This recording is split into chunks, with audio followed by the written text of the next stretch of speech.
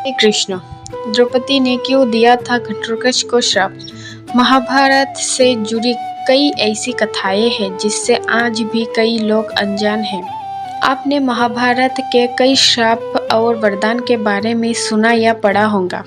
महाभारत के कई श्राप लोगों के बीच बहुत प्रसिद्ध है, लेकिन क्या आपको यह पता है कि द्रौपदी ने घटोत्कच को क्या श्राप दिया था? भीम और हिडिंबा के पुत्र का नाम घटोत्कच था।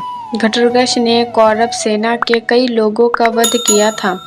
यही नहीं, उन्होंने दुर्योधन तथा दुशासन को भी बुरी तरह से घायल कर दिया था। घटोत्कच का विशालकाय शरीर था और वह बलशाली भी था।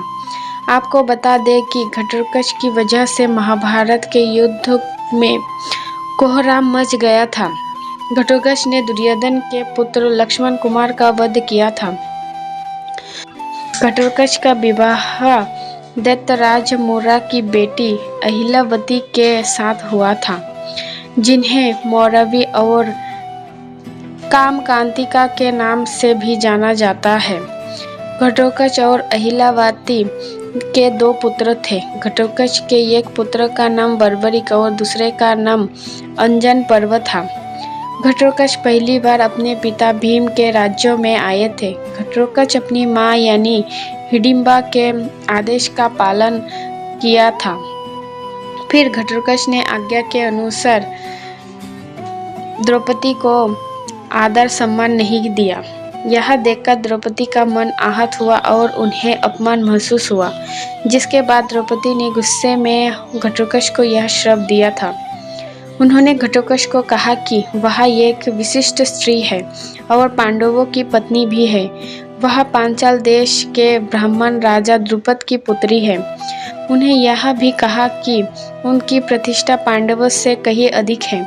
द्रौपदी ने गुस्से में यह भी कहा कि घटोत्कच ने अपनी माँ राक्षसी हिडिंबा के आदेश पर महाराजाओं और ऋषियों से भरी सभा में उसका अपमान किया है। अंत में द्रौपदी ने कहा कि घटोत्कच की आयु सीमा बहुत कम होगी और वह बिना किसी युद्ध के मारा जाएगा। पौराणिक कथा के अनुसार कर्ण ने घटोत्कच पर इंद्र का अमोघास्त्र चला दिया था, जिसकी वजह से उसका वध हो गया था। महाभारत के दौरान घटोत्कच की मृत्यु बिना किसी कारणवश हुई थी। आपको बता दें कि कर्ण ने अपने अमोघ अस्त्र का प्रयोग दुर्योधन के कहने की वजह से घटोत्कच पर किया था, जबकि वह इसका प्रयोग अर्जुन पर करना चाहता था। तो यह थी महाभारत से जुड़ी हुई जानकारी। अगर आपको यह स्टोरी अच्छी लगी है तो इसे सब्सक्राइब जरूर करें। राधे राधे।